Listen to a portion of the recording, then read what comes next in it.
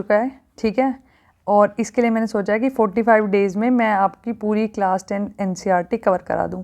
क्योंकि अगर आप इतना भी कर लोगे ना, अगर अभी सोचोगे मैं 10 जगह से पढ़ लूँ, सैम्पल पेपर कर लूँ, प्रीवियस ईयर क्वेश्चन पेपर कर लूँ, या जो आपके प्री बोर्ड्स चल रहे होंगे आप सोचोगे कि मैं अपने प्री बोर्ड्स पे ध्यान दे दूँ, या उनके सैम्पल पेपर कर लूँ, या किसी और के स्कूल के सैम्पल पेपर कर लूँ, या टॉपर्स की कोई राय ले लूँ, कुछ नहीं होगा।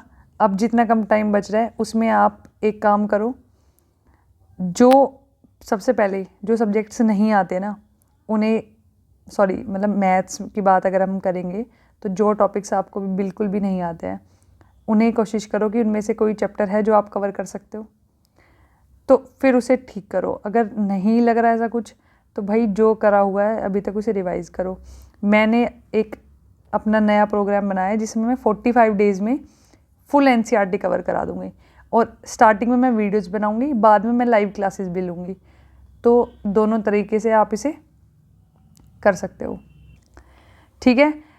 तो मेरी गारंटी है, मेरे पे भरोसा करके मेरे साथ 45 दिन पढ़ लो, ठीक है। अभी दिसंबर के कितने दिन बच रहे हैं? 10, ठीक है। और 35 दिन मतलब 5 फ़रवरी तक, ये मेरी गारंटी है या मेरा प्रॉमिस मान लो आप कि मैं पूरा NCERT कवर करा दूँगी, ठीक है। लेकिन मेहनत तो करनी पड़ेगी साथ साथ। और अगर बाद में चल के लगा कि भाई थोड़ा स्लो कर दूँ, मैं थोड़ा स्लो कर सकती हूँ, बट मेरी गारंटी कि मैं इसमें कंप्लीट कर दूँगी पूरा। एक एक सिंगल क्वेश्चन मैं कराऊँगी, ईजी से ईजी, डिफ़िकल्ट से डिफ़िकल्ट, ठीक है। अब ये तुम्हारे हाथ की बात है, करना है तो ढंग से आप इस इनिशिएटिव को ज्वाइन कर सकते हो, ठीक है। और संकल्प लेके ही करना पड़ेगा। अगर ये सोचा कि नहीं यहाँ से कर लूँ, किसी और का देख लूँ, या फिर समझ में नहीं आ रहा, मतलब किसी भी चीज़ को विश्वास से करना पड़ेगा। अगर ये ठान लिया कि ये करना है तो ये कर लो, ठीक है। चलो स्टार्ट करते हैं। अब सबसे पहले मैं करा रही हूँ ट्रिग्नोमेट्री के सबसे इम्पोर्टेंट क्वेश्चन, ठीक है। ये 10 क्वेश्चन है, नेक्स्ट पेज पे होंगे बाकी 2 क्वेश्चन बचे हुए। तो अगर आप ये 10 कर लोगे तो आपके 6 मार्क्स में, या जो भी मैक्सिमम मार्क में जो बड़ा क्वेश्चन आता है वो ज़रूर आएगा इससे, ठीक है। चलो तो मैं अभी इसका फर्स्ट क्वेश्चन करा रही हूँ, तो देखते हैं उसे कैसे करेंगे। तो सबसे पहले हम लिखेंगे cosecant theta minus cot theta का whole square equal to 1 minus cos theta upon 1 plus cos theta, ठीक है। अब सबसे पहले हमें ये सोचना है कि ऐसा क्या करे कि ये फॉर्म चेंज होके इस फॉर्म में आ जाए और हम इन्हें इक्वल प्रूव कर दें, ठीक है। अब देखो, अगर मैं इसका स्क्वायर खोल लूँ अभी के अभी, तो a माइनस बी का होल स्क्वायर का फॉर्मूला लग जाएगा, a माइनस बी का होल स्क्वायर। तो ये होता है a square plus B square minus 2ab, ठीक है। तो हमारे पास आएगा cosec square plus cot square A minus 2 cosec A into cot theta.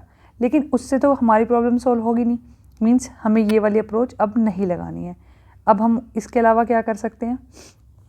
इसके अलावा हम ये कर सकते हैं कि हम कोसेक थीटा को साइन की फॉर्म में लिख सकते हैं। हाँ, जैसे अगर मैं कोसेक थीटा को 1 अपॉन साइन थीटा लिख दूँ, और कोट थीटा को आपको पता है हम लिख सकते हैं कोस थीटा अपॉन साइन थीटा।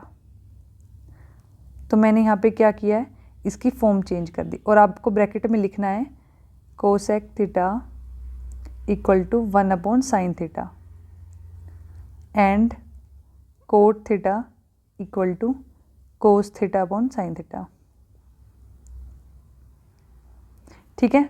ये मैंने चेंज कर दिया। अब मेरा नेक्स्ट स्टेप क्या होगा कि मैं इसका एलसीएम लूँ, तो ये हो जाएगा साइन थीटा और ऊपर आ जाएगा सेम 1 माइनस कोस थीटा, ठीक है। अब देखो,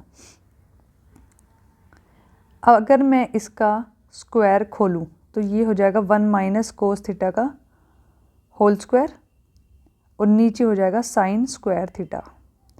अब आपको एक बात पता है, हमने एक आइडेंटिटी पढ़ी थी sine square theta plus cos square theta equal to 1। अब हमें पता है कि हमें नीचे तो चाहिए 1 प्लस कोस थीटा, लेकिन हमारे पास यहाँ पे क्या है, साइन स्क्वायर थीटा। तो अपनी वो आइडेंटिटी याद करो। अगर मैं साइन स्क्वायर थीटा को यहाँ पे लिख दूँ 1 माइनस कोस स्क्वायर थीटा, ठीक है, क्योंकि इस कोस को मैं इधर ले जाऊँगी तो ये माइनस का हो जाएगा, तो हमारा ये बन जाएगा, ठीक है। और मैंने अब लिख दिया यहाँ पे 1 माइनस कोस थीटा का whole square into 1 minus cos square theta. यहाँ तक क्लियर है? चलो अब नेक्स्ट देखो। अभी भी हमारा आंसर तो आया नहीं, अब हमारे पास आ गया 1 माइनस कोस थीटा का होल स्क्वायर, ठीक है। मीन्स 1 माइनस कोस थीटा की पावर कितनी है? 2। अगर मैं बोलूँ a की पावर 2 है इंटू a की पावर 3 है, तो आप बताओगे कि ऐसा अगर सेम हो तो हम पावर को ऐड कर देते हैं, ठीक है। तो इस केस में क्या होगा?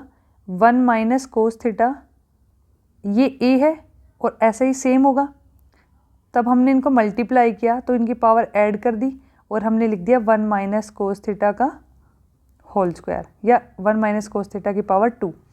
तो मैं यहाँ पे वैसे ही लिख दूँगी 1 minus cos theta into 1 minus cos theta, ठीक है।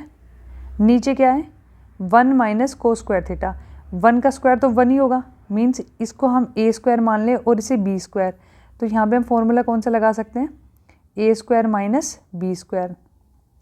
ये क्या होगा? a minus B into A plus B. तो यहाँ पे मैं लिख दूँगी 1 minus cos theta into 1 plus cos theta. अब हमें पता है 1 माइनस कोस थीटा से 1 माइनस कोस थीटा कैंसिल हो जाएगा और हमारे पास बचेगा 1 minus cos theta upon 1 plus cos theta, ठीक है। तो हमने ये क्वेश्चन कर लिया पूरा। अब हमारी दोनों साइड इक्वल आ गई है, तो हम यहाँ लिखेंगे therefore LHS equal to RHS। अब क्या करना है? इसी क्वेश्चन को बिना देखे 2 बार सॉल्व करना है। अगर आप ऐसा करोगे तब फिर कभी नहीं भूलोगे, ठीक है। चलो नेक्स्ट वीडियो में मैं आगे क्वेश्चन कराती हूँ। Thank you.